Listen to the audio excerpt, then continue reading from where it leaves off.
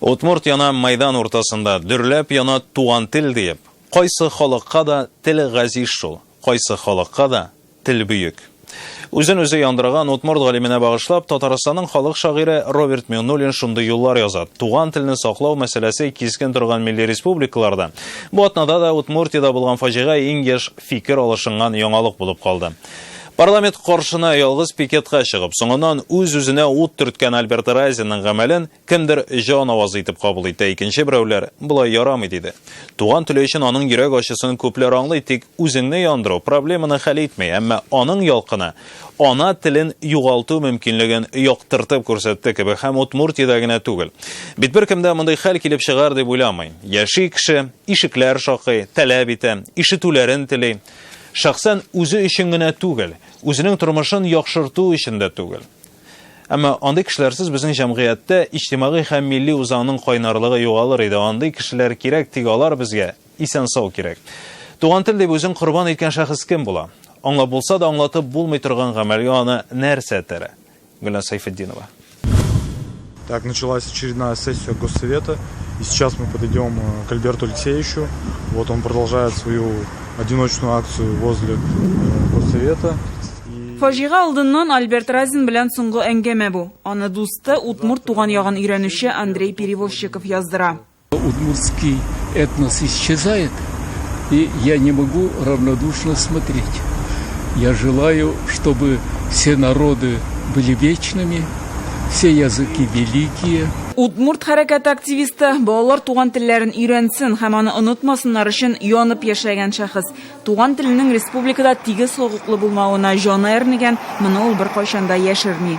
Нужны решительные шаги. Нужно защитить язык. В Татарстане предметы и в средней школе изучают на татарском языке. У них есть факультеты, где преподают на татарском языке.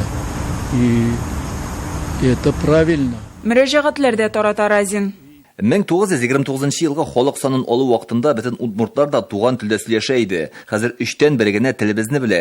Мәктәпләрдә удмурт телен укытуны мәҗбүри итәргә, югары уку йортларына керүчеләргә рус теленнән имтихан урынына удмурт телендә имла алырга кирәк. Татарстан, Башкортстан тәҗрибәсен өйрәнергә, удмурт телендә тәүлек буе сөйләшүче радио, телевидение булдырырга, урам исемнәрендә 2 телдә язарга.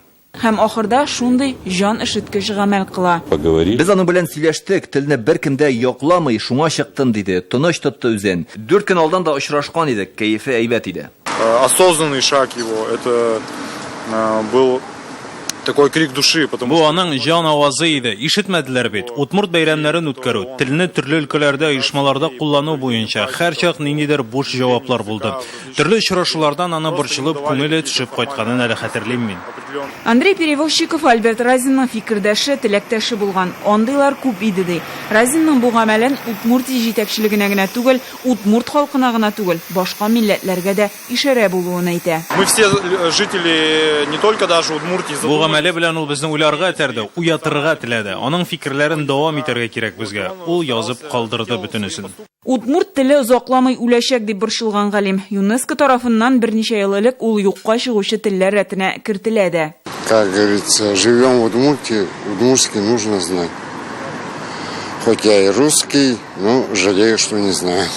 Надо было дальше свое мнение продвигать в народ, докричаться до людей вот другим методом, не таким. Биряктан дөрүшләгән, чөнки хөкүмәт национальный проблемы решает мы. Вот шул яктан шул халык телен жаклап үзен жандырган бетинде. Был человеком неравнодушным, поэтому по каждому направлению, по каждому какому-то историческому факту у него было свое особое мнение. Это, наверное, и привлекало к нему людей разных возрастов, категорий, потому что у него были друзья и среди марийцев, и русских, и удмуртов. Это был умнейший человек, на него очень многие равнялись.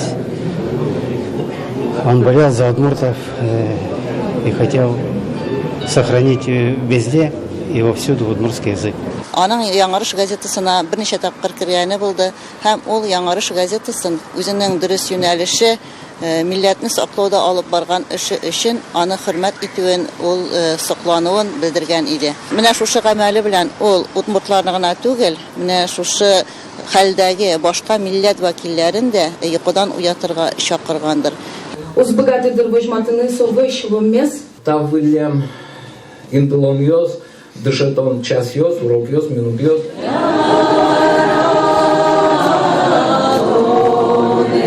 Аның белән хушлашканда һәркем удмуртча сөйләде. Тик бу гомере буе туган теле өчен көрәшкән шәхес гомере бәрабәренә иде.